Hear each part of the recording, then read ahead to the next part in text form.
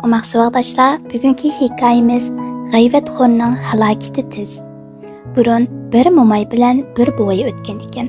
Ular umrida 2 qiz farzand ko'rgan ekan.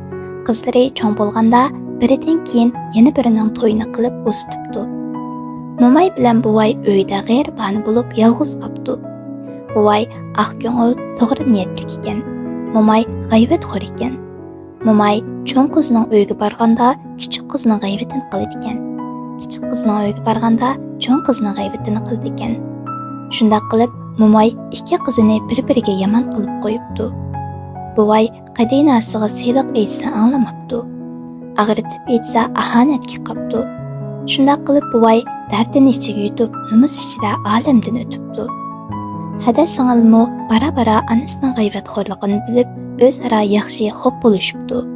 Ular onasiga nasihat qilibmi, g'ayvatxo'rlikdan qoldir olmabdi. U ikkisi anadan zerikibdi. Mo'may cho'ng qizning uyiga kelsa, uyga kirgizmaydigan bo'pti. Kichik qizning uyiga borsa, u kelishi bilan eshikni taqibdi.